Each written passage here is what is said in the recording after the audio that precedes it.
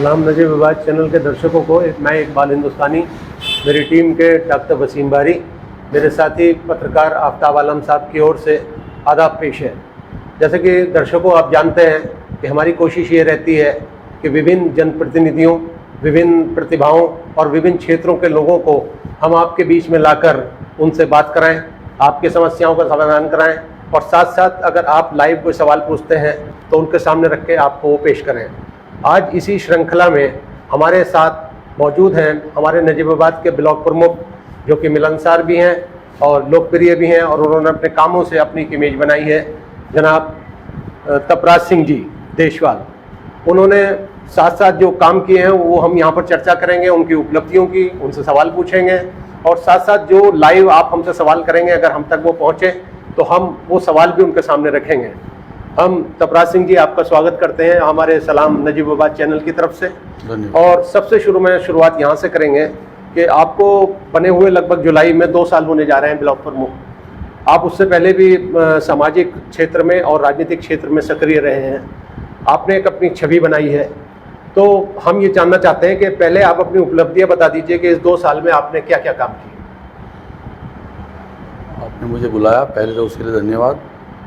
पिछले 2 साल में मैंने जो मेरा पहला वर्ष बीता उसमें मैंने लगभग 125 कार्य किए, जिसमें सड़कें थी, नाली थी, खड़ंजे थे और उसका पारदर्शिता बनी रहे, जिसके लिए ब्लॉक में एक पूरा बड़ा फ्लैक्सी लगवाया।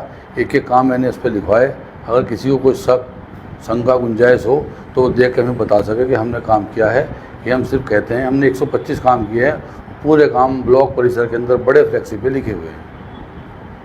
इसके अलावा आपने कुछ जो आपके जो सदस्य होते हैं जो आपको चुनते हैं, जिससे आप ब्लॉक प्रमुख बने, उनको अपने तालमेल में रखने के लिए, संपर्क में रखने के लिए, उसके लिए कोई विशेष प्रयास किए, जैसे कि आमतौर पर शिकायत रहती है सदस्यों? ये जो 125 कार्य हमने किए हैं, ये जो हमारे क्षेत्र पंचायत के सदस्य हैं उनके द्वारा ही प्रस्ताव प्राप्त होते हैं। उन पे विचार करके कौन सा काम प्राथमिकता का है, कौन सा हम बाद में कर सकते हैं, उन लोगों से बुला के हर एक कार्य किसी ना किसी क्षेत्र पंचायत सदस्य के द्वारा ही हमें दिए गए और वही हमने प्राथमिकता के आधार पर तय किए और सबसे मिल बैठ के तय करके तभी कार्य किया।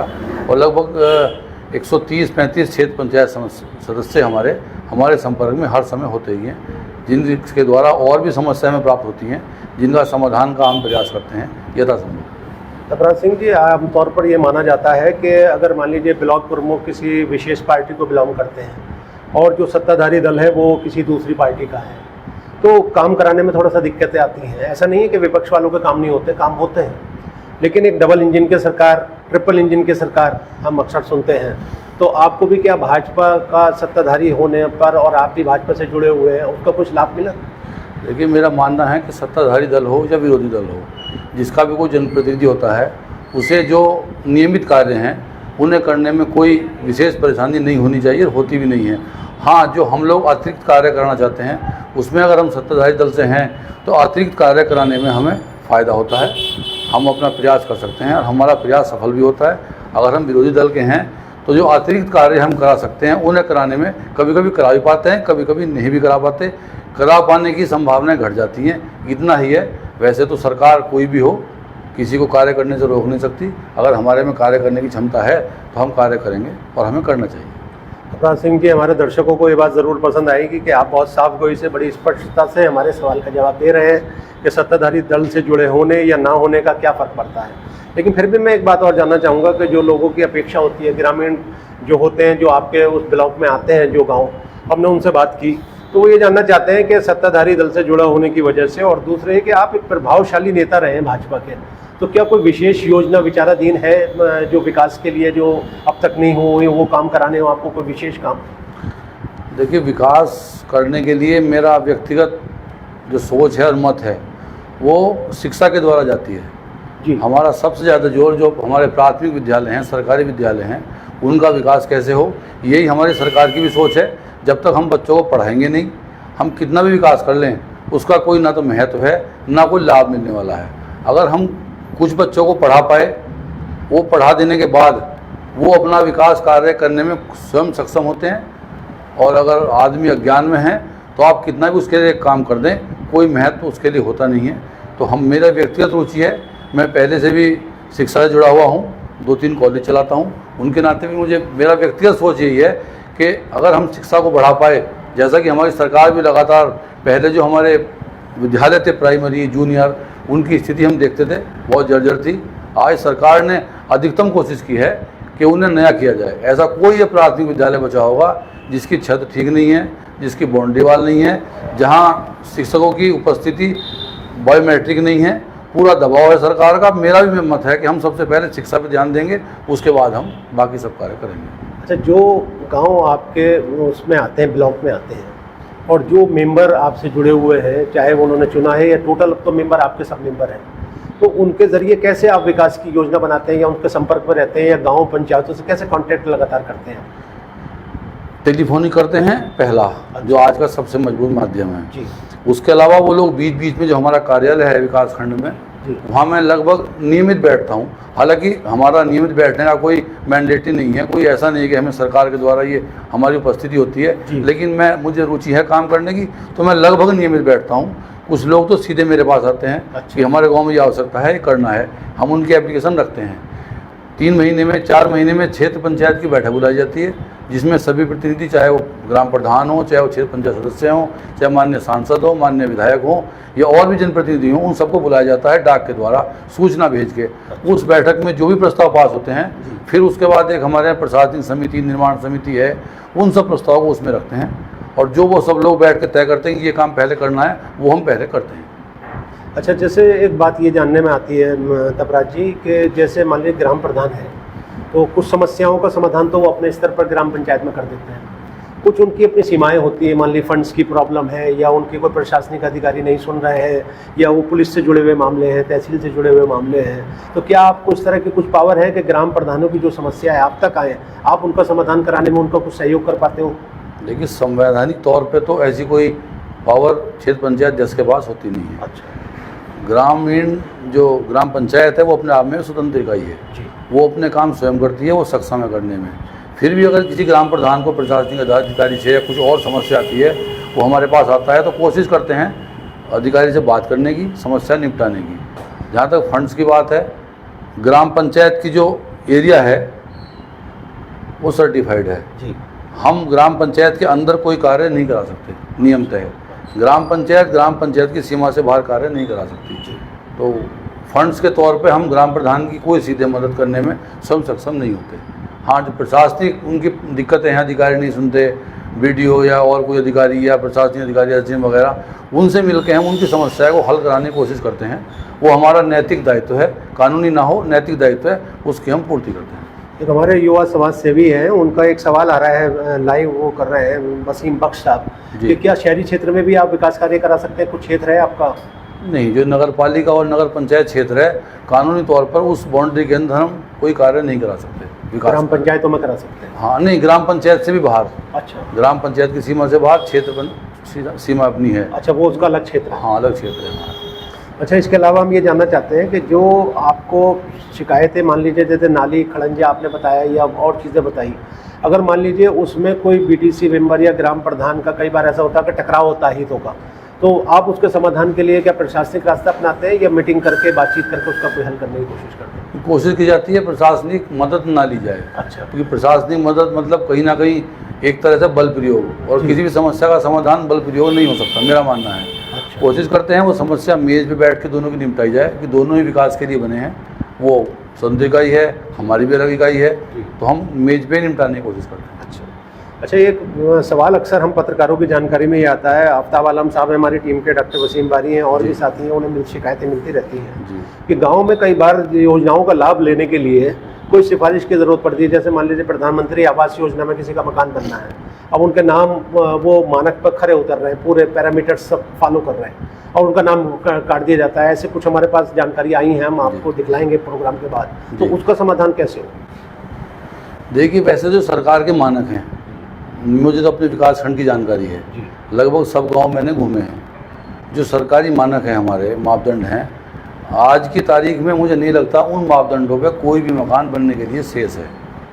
मैं इस बात को बिल्कुल श्योर कहता हूँ। अच्छा। हाँ, ये संभव है। अभी बाप बेटा हैं, बेटे की शादी हो गई, उसने कहीं अलग से ज़मीन लेके झोपड़ी डाल ली, तो वो उसके लिए पात्र हो गया। ये तो एक अलग बात है। अच्छा। लेकिन कोई लंबे समय से चल रहा हो, जी, मुझे नहीं लगता ऐसा कुछ अब शेष है। नहीं जैसे मान लीजिए कोई छप्पर डाल के रह रहा है, कोई पन्नी में रह रहा है और उन लोगों को कोई सिफारिश नहीं है या वो नहीं संपर्क कर पा रहे हैं, उनकी ऐसी ऐसी कुछ लोग आते हैं जिनकी शिकायतें होती हैं या वो दूर नहीं हो पाती और अपात्र लोगों का बन जाता है कभी कभी। देखिए, अपात्र का तो अलग विषय है, उसके क्या कारण रहते होंगे तो जांच का विषय है। लेकिन मेरा मानना है जो पात्र हैं, जी, अगर पात्र आवेदन करेगा, क्योंकि आप पात्रों के आवेदन ऑनलाइन है, कोई एप्लीकेशन तो लगती नहीं है, वो साइबर कैफे पर आप कहीं भी जाएं, ऑनलाइन करें और उसका निकलेगा बाहर प्रोफार्मा, उस पर जांच होगी। चलिए। अच्छा देखिए, आप चूँकि ब्लॉक प्रमुख हैं कपराज सिंह जी, और आपको ये बहुत अच्छी तरह मालूम होगा कि राशन की एक मुख्य लोगों को ज़रूरत होती है और एक कोटा होता है कि जिसके बाद में राशन कार्ड बनने बंद हो जाते हैं।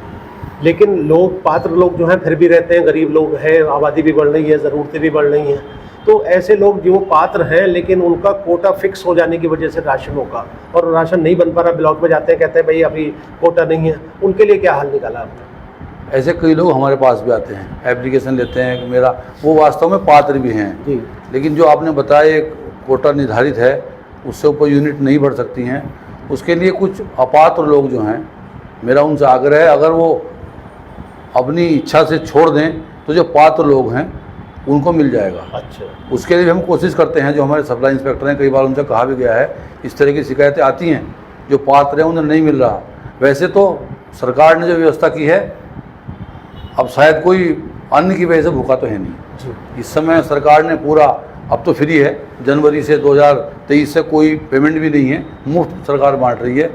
और रेयर केस में कोई बचावा होगा जो आते हैं हमारे पास, उनका हम समाधान कराते हैं। हाँ, अब इस परिप्रेक्ष्य में ये बात ठीक कह रहे हैं, क्योंकि हमारा पश्चिम उत्तर प्रदेश जो है वो काफ़ी हद तक संपन्न है। जैसे मान लीजिए पूर्वी उत्तर प्रदेश के या बिहार, उड़ीसा और जगहों के हालात हाँ तो जी, अलग हैं। हमारे यहाँ ये बात आप काफ़ी हद तक ठीक आपकी लग रही है।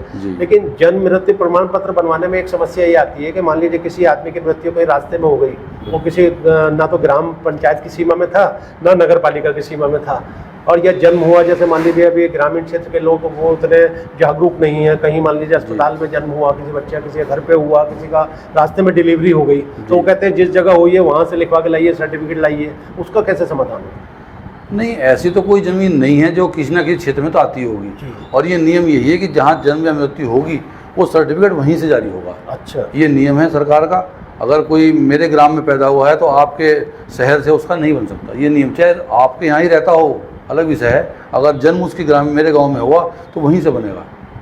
और इसमें जो समस्या आती हैं जन्म और मृत्यु में खास तौर से, तो हमारे जो पंचायत सचिव हैं उन पर मेरा व्यक्तिगत इतना दबाव है कि आप ये काम चाहे 2 दिन बाद करें, लेकिन जन्म और मृत्यु तो किसी भी स्थिति में देर करना स्वीकार्य है नहीं। यहाँ तक जानकारी है, आप, हम तो चूँकि पत्रकार हैं और हमारे टीम के साथियों को भी खबरें मिलती रहती हैं, और मैं चूँकि 3-4 दशक से पत्रकारिता कर रहा हूँ, तो और जो दूसरे साथी हैं वो भी बताते हैं कि सीएमओ को लिखे हुए भी कई बार जो है वो जो नीचे के बाबू होते हैं, सचिव होते हैं, काट देते हैं और कहते हैं कि अब जैसे आपने एक बात कही, मैं अपना सवाल फिर से आपको दोहराता हूँ कि जैसे मान लीजिए ग्राम पंचायत का एक एरिया है, उस एरिया में जन्म हुआ बच्चे का, तो वो तो वहाँ से बन जाएगा सर्टिफिकेट। अब नगर पालिका क्षेत्र में हुआ तो नगर से बन जाएगा।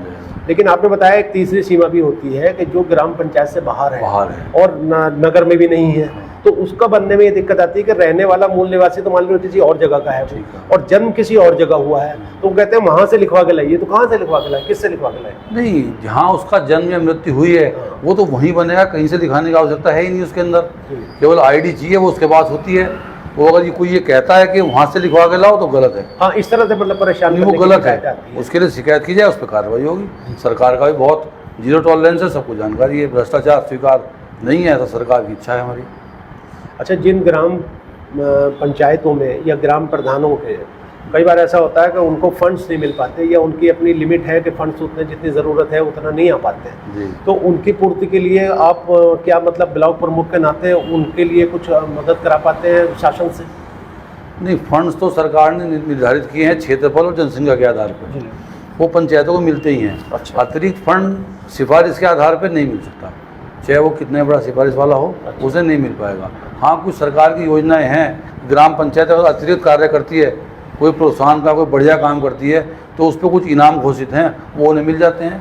लेकिन सिफारिश के आधार पर हम किसी पंचायत में पैसा लेना चाहें, ये संभव नहीं है। अच्छा। ये ऐसी कोई व्यवस्था सरकार में तो नहीं। हम ये माने चाहे भाजपा के मतलब सरकार हो या किसी भी पार्टी की हो और प्रधान और ब्लॉक प्रमुख किसी भी पार्टी से जुड़े हों, लेकिन वो एक निर्धारित एक हाँ, प्रक्रिया है, उसके हाँ, तहत ही पैसे आते हैं। वो उसी की तरह सबके उसमें लिए काम कोई होता है। भेदभाव नहीं है। कोई भेदभाव नहीं। नहीं। अच्छा, एक फुरकान साहब हैं, एक समाजवादी पार्टी से जुड़े हुए हैं, पुराने नेता हैं, उनका एक सवाल हमारे पास आ रहा है लाइव, जी। तो मैं आपके सामने रख दूं कि बड़ी ज्वाली, फजलपुर खास, हुमायूंपुर आदि का संपर्क मार्ग जी। जो बिजनौर नजीबाबाद हाईवे पर निकलता है, जी। उस पर कट पास नहीं दिया गया है। क्या आप इस कार्य को करा सकते हैं या कोई और तरीका बता सकते हैं जहां से ये काम हो जाए? ये जो NH पे कटपास के विषय हैं, ये वैसे तो हमारे अधिकार क्षेत्र में अधिकार नहीं है। क्षेत्र से बाहर हैं। ये तो केंद्र सरकार की योजना है। अच्छा। जो हमारे माननीय सांसद हैं, अगर उनके द्वारा इसका प्रयास किया जाए तो सफलता अधिक होगी। हम लोगों को एप्लीकेशन दी जाएगी, हम भी जिलाधिकारी के माध्यम से कोशिश करेंगे, लेकिन जो व्यवस्था है वो यही है कि जो हमारे माननीय सांसद हैं वो इस पर कार्रवाई करें तो जल्दी कार्रवाई हो।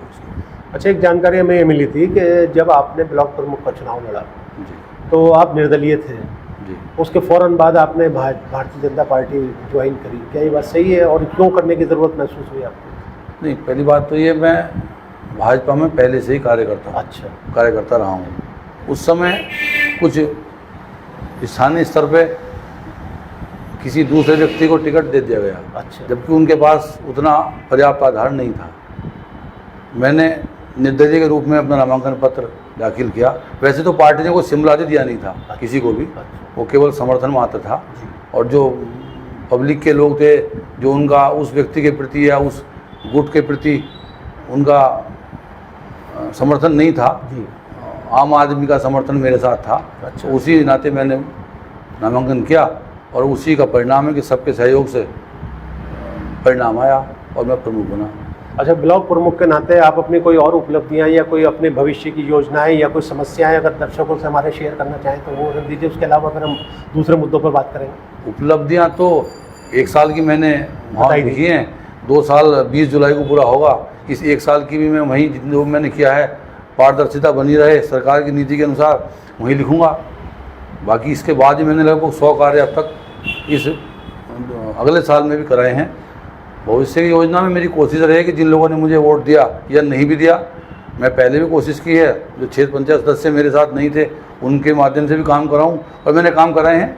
ऐसे मैंने 50 काम कराए हैं जो उस समय मेरे साथ नहीं थे, क्योंकि उस समय चुनाव होता है, कोई ना कोई किसी न किसी के साथ होता ही है ना, उसमें कोई शायद राजनीति है। चुनाव हुआ, वो फाइल बंद हो गई, फिर हम 176 के 76 एक साथ हैं, सब मिलकर काम कर रहे हैं और सब मेरे क्षेत्र पंचायत सदस्य हैं या ग्राम प्रधान हैं। जितना भी संभव होगा क्षेत्र का विकास करने के लिए ही ये काम किया है। पहले से सामाजिक कार्य करता है, मेरे पिताजी भी लंबे समय से थे सामाजिक कार्य, मैं भी हूँ। कोशिश करूँगा जनता का अधिक से अधिक सेवा कर सकूँ। चलिए, ये तो आपकी हमारी बातें थी जो आपने ब्लॉक प्रमुख के तौर पर हमने सवाल किए और आपने जवाब दिए, बड़ी बेबाक जवाब दिए आपने जी। और हमने आपके ब्लॉक प्रमुख बनने से लेकर और अब तक की उपलब्धियों पर चर्चा की। और उसे जो आपने बताया कि जो आपका क्षेत्र है, जो ग्राम पंचायतों के अलावा और शहरी क्षेत्र के अलावा, उन लोगों ने देखा होगा, सुना होगा, अपनी बातें भी रखी, उन्होंने अपने सवाल भी रखे हैं। और हम माफ़ी चाहते हैं, बाकी बहुत सारे सवाल आ रहे हैं, हम सबको हम नहीं ले सकते यहाँ पर क्योंकि हमारे पास समय कम है। लेकिन अब मैं, चूँकि आप भारतीय जनता पार्टी से भी जुड़े हुए और आपका कहना है कि वो एक विशेष परिस्थितियां थी जिसमें आपको पार्टी ने अधिकृत प्रत्याशी घोषित नहीं किया, जबकि टिकट नहीं दिया था वो, तो आपने निर्दलीय लड़के और ये साबित कर दिया कि आप ज़्यादा प्रभावशाली प्रत्याशी हो सकते थे और आप जीत भी गया और काफ़ी अंतर से आप जीते थे। और चूँकि आप बता रहे हैं कि आप उससे पहले भी बीजेपी से जुड़े हुए थे और जो उसके बाद में भी बीजेपी में रहे और आज भी हैं, और हमारी जानकारी ये है कि बीजेपी के जो प्रदेश स्तर के हमारे नेता हैं, जैसे प्रदेश अध्यक्ष हमारे भूपेंद्र चौधरी जी, उनसे भी आपके संपर्क है और बड़े अच्छी करीबी संबंध है। इसके अलावा भी और कई नेता हैं बड़े जिनसे आपके संबंध हैं। तो हम ये जानना चाहते हैं आपसे कि भारतीय जनता पार्टी ने अब तक जो प्रदेश में सरकार चलाई और नेशनल लेवल पर भी 10-9 साल हो गए लगभग सरकार चल रही है, क्या कारण है कि 80 करोड़ से ज़्यादा लोगों को अन्न देना पड़ रहा है? जैसे आपने कहा कि कोई कम से कम अनाज की कमी की वजह से तो भूखा नहीं मर रहा है, तो क्या कारण है कि अपने पैरों पर नहीं खड़े, रोजगार नहीं है और उनको अन्न देना पड़ रहा है? देखिए, जहाँ तक कारण की बात है, सरकार की जिम्मेदारी है कि वो हर गरीब को अन्न दे। जी। इसका मतलब ये नहीं है कि अधिकतर अन्न की वजह से हमें देना पड़ रहा है। एक व्यवस्था है, उसी का हिस्सा ये है कि सरकार ने व्यवस्था की है कि हम उन्हें देंगे। ये कतई नहीं है कि हमारे लोग अपने पैरों पे खड़े नहीं हो रहे। धीरे धीरे बेरोजगारी दूर हो रही है। पिछले 9 साल हमारे माननीय प्रधानमंत्री के हुए हैं, उस पर लगातार कार्यक्रम चल रहे हैं। जो सरकार ने किया है उसका विस्तृत हम लोग बता रहे हैं, गांव-गांव जाके प्रेस के माध्यम से भी प्रेस वार्ता भी की है, वो सब बता रहे हैं। जहाँ तक इसके बात है आने देने वाली, वो सिर्फ उन लोगों को दिया जा रहा है जो इनके पास है नहीं। हाँ, कुछ लोग जो अपात्र ले रहे हैं, मेरा आग्रह फिर से है कि वो लोग छोड़ दें, उसका अनैतिक लाभ न उठाएं। अच्छा, चलिए, ये बात आपकी ठीक है कि जो योजनाएं हैं वो सरकार की इसलिए है कि जो लोग भी उसके ज़रूरतमंद हैं उनको वो अन्न मिल जाए। उसका कारण ये नहीं है कि वो कोई मतलब उनको वो उस अन्न के बगैर गुजारा नहीं कर सकते। हाँ, नहीं है। चलिए, मैं आपसे जानना चाहूँगा कि जब हमारे माननीय मोदी जी प्रधानमंत्री बने थे, सेंटर में सरकार बनी थी जी, तो ये एक बात आई थी कि हम 2 करोड़ रोजगार हर वर्ष देंगे जी। और अब जो गवर्नमेंट ने आंकड़ा जारी कराया उसमें 1 करोड़ 24 लाख लोगों को 9 साल में रोजगार मिला है। ये खुद गवर्नमेंट का, भारत सरकार का ही आंकड़ा, अभी आपने पढ़ा होगा विज्ञापन में। जी जी। तो ये क्या वजह रही कि हमें रोजगार की जरूरत तो हर साल 2 करोड़ की और हमें 9 साल में 1 करोड़ 24 लाख रोजगार निकले? देखिए, हर चीज़ का लक्ष्य रखा जाता है कि हमारा लक्ष्य ये होगा। अब ये 100% संभव नहीं है कि हम पार पा जाएं। जी। कितना परसेंट है, हम मान लिया 10th का एग्ज़ाम देते हैं, 100 नंबर के सवाल आते हैं। ये ज़रूरी नहीं कि हम 100 नंबर प्राप्त कर लें। हम कभी पास होते हैं, कभी फर्स्ट डिवीजन आती है, कभी डिटेंशन आती है, कभी 90% आती है। तो सरकार ने यथासंभव कोशिश की है। जो पहली सरकारें थी उनसे कहीं बेहतर परिणाम इन 9 सालों में आए हैं। अच्छा, चलिए, केंद्र के स्तर पर तो आप ये बात कह सकते हैं और इसका भी टेस्ट होना 1 साल बाद जब चुनाव होगा। बिल्कुल। लेकिन एक बात मैं आपसे पूछना चाहता हूँ कि अगर बीजेपी, भारतीय जनता पार्टी इतना अच्छा काम कर रही है तो अगर हम 2014 के बाद से जो उसकी उपलब्धियाँ और राज्यों में जहाँ जहाँ जीती वो अगर उसे देखें तो पिछले दिनों हिमाचल प्रदेश में, उसके बाद में कर्नाटका में वो चुनाव हार गई, तो इसकी क्या वजह है? देखिए, हर जगह की राजनीतिक परिस्थितियाँ अलग हैं। सिर्फ विकास के ही आधार पर वोट मिलता है 90% मैं भी मानता हूँ विकास से वोट मिलता है, हमें विकास करना चाहिए। अच्छा। लेकिन कहीं कहीं राजनीतिक परिदृश्य कहें या समीकरण कहें, आज आप किसी पार्टी के विरोध में चुनाव लड़ते हैं, कल आप उसी में जाकर शामिल हो जाते हैं। कई जगह ऐसी परिस्थितियाँ पैदा होती हैं कि विपक्ष ऐसा इकट्ठा होता है कि मजबूर कर देता है सही आदमी को भी पीछे हटने के लिए। वही परिस्थितियाँ वहाँ रही हैं। 2024 आएगा, जो पार्टी ने कार्य किए माननीय प्रधानमंत्री के निर्देशन में, उसका परिणाम सबके सामने आएगा। अभी हमारे 2023 में चुनाव हुए, 5 साल बाद राज्य सरकार के परिणाम सामने आया। काम के आधार पे ही वोट मांगा जाता है और काम के आधार पे ही वोट मांगा जाएगा। कहीं कहीं अपवाद स्वरूप कुछ काम होते हैं जो हमारी अपेक्षा के अनुरूप नहीं होते। इसका मतलब ये नहीं हम मान लेना चाहिए कि हमने कुछ गलत कर दिया है। होता है कभी कभी, वही वहाँ हुआ है। अच्छा, आपकी पार्टी का एक बहुत लोकप्रिय नारा रहा है कि चाल, चरित्र और इसके अलावा जो हमारी कहते हैं न्याय सबको, तुष्टिकरण किसी का नहीं। जी। चाल, चरित्र, चेहरा जी। और न्याय सबको, तुष्टिकरण किसी का नहीं। जी। अभी ब्रजभूषण जी का मामला बहुत चर्चित है, जी। जो आपके खिलाड़ियों से जुड़ा हुआ मामला है। जी। बहुत दिनों से वो धरना प्रदर्शन कर रहे हैं। वो हाई कोर्ट गए, सुप्रीम कोर्ट गए। सुप्रीम कोर्ट के आदेश के बाद में एक रिपोर्ट दर्ज हुई, गिरफ्तारी तब भी नहीं हुई लास्ट तक। तो ये फर्क क्यों नजर आ रहा है? आमतौर पर तो कोई आदमी आरोप लगाते तो गिरफ्तारी हो जाती है, तो रिपोर्ट दर्ज हो जाती है। देखिए, वो एक बड़ा राजनीतिक और राष्ट्रीय कहूँ, अंतर्राष्ट्रीय कहूँ, एक मुद्दा है जी। उस पर कोई भी कार्रवाई करने से पहले सरकार को 100 बार सोचना पड़ता है। अच्छा। कार्रवाई करनी बहुत आसान है। अगर कार्रवाई के बाद ही पता लगे कि हमने गलत कर दिया तो जवाबदेही बहुत मुश्किल है। उसी के लिए बहुत बारीकी से जांच हो रही है और जांच में जो भी दोषी पाया जाएगा, सरकार भी यही कह रही है, हमारे माननीय मोदी जी भी कह रहे हैं, कार्रवाई होगी। अच्छा, आपकी पार्टी एक अभियान चला रही है, अभी मैंने कल पेपर में पढ़ा, देवबंद से शुरू कर रही है उस अभियान को, कि जो पसमानदा मुस्लिम हैं उनको मोदी मित्र बनाया जाए जी। और पार्टी से सभी वर्गों को जोड़ा जाए। जी। तो पार्टी की एक छवि बनी हुई है कि भाई ये जो बहुसंख्यक तुष्टिकरण की राजनीति करती है, बहुसंख्यकों की राजनीति करती है, तो मुझे नहीं पता कितना सही है, लेकिन एक छवि बनाने की विपक्ष कोशिश करता है। जी। तो मैंने अभी देखा, ये उत्तराखंड जो हमारे करीब में पहाड़ी राज्य है, उसमें उत्तरकाशी में वहाँ पर कोई घटना घट गई, जैसे आमतौर पर घटती रहती हैं घटनाएं बहुत सारी, मुकदमा कायम हुआ, 2 लोग गिरफ्तार हो गए। उसके बाद में एक अभियान चलाया गया वहाँ के अल्पसंख्यकों के खिलाफ के साथ, ये पुरोला वो एक इलाका है उत्तरकाशी में, तो वो खाली कीजिए। और वो उसमें जो भारतीय जनता पार्टी के अल्पसंख्यक सेल के जुड़े हुए जो लोग थे, उन तक को दुकान बंद करके और वहाँ घर छोड़ के वहाँ से जाना पड़ा। फिर मामला हाई कोर्ट गया, तब फिर वो वापस सुधार हुआ हालात। तो ऐसा क्यों हो रहा है? मतलब उन लोगों को वोट कैसे मिले हैं, कैसे जुड़े रहेंगे? क्योंकि जहाँ तक तुष्टिकरण की नीति की बात है, आप भी देखते हैं, सब देखते हैं, सरकार लगातार जो भी कार्य करती है उसमें ना तो कोई पैरामीटर है कि मुसलमान को इतना देंगे, हिंदू को इतना देंगे, चाहे मकान बनाए गए हों, चाहे और भी कोई कार्य किया गया हो, कोई उसमें तुष्टिकरण नहीं है, कोई उसमें भेदभाव नहीं है। बल्कि मैं तो कहूँगा अगर हमारे अल्पसंख्यक भाइयों में ज़्यादा गरीबी है तो उन लोगों को उतने ज़्यादा ही लाभ का हिस्सा मिला है, उसमें कोई तुष्टिकरण नहीं हुआ है। जहाँ तक वो उत्तरकाशी का मामला है, स्थानीय स्तर पे वहाँ उतना बारीकी से क्या इशू है ना तो हमें जानकारी है, और सरकार उसका संज्ञान लेगी और कार्रवाई करेगी। अच्छा, एक सवाल आपसे ऐसा पूछना चाहता हूँ, जो आप जिस जाति से आते हैं जी, तो जाति का तो और या धर्म का तो कोई आधार होना नहीं चाहिए राजनीति में, वो तो सभी के लिए होती है राजनीति, सरकार भी सबकी होती है जब चुनी जाती है जी। लेकिन ऐसा देखने में आया कि जो विधानसभा का चुनाव हुआ था यूपी में जी, और अभी तक जी, जो आपके किसान हैं, जो जाट बिरादरी तो उसमें डोमिनेट करती है, बहुत प्रमुख जो है जाटों का हिस्सा होता है, जी, वो पहले भी नाराज थे, वो जो किसानों से जुड़ी हुई नीतियां हैं, और वो अभी भी कुछ नाराज नजर आते हैं। इसकी क्या वजह है? उन्हें क्यों नहीं आप हमवार कर पाते? नहीं, जाट भाजपा से नाराज हैं, ये सिर्फ प्रचारित किया जाता है। अच्छा, ऐसा है नहीं। बिजनौर से विधायक हैं, जाट ही हैं, उन्हें टिकट मिला, वो जीत गए। आपके वहाँ हमारा नेहटौर है, जाट डोमिनेटेड एरिया है, हमारे पार्टी के जीते हैं वहाँ से। नजीबाद में कम जाट हैं, उसके बाद भी जितना गत चुनाव में हमें वोट मिला उतना ही मिला, घटे तो है नहीं। तो जाट नाराज है, ये कहीं सर्टिफाइड नहीं है। हाँ, एक प्रोपगंडा है विपक्ष का, वो चलता है, चलता रहेगा। अच्छा, लेकिन विधानसभा जब चुनाव हुआ तो जो आपका 2017 का विधानसभा चुनाव था और जो 2022 में हुआ, तो उसमें तो नाराजगी साफ नजर आई, सीटें कम हो गई थी आपकी और विपक्ष में सपा की सीटें बढ़ गई थी।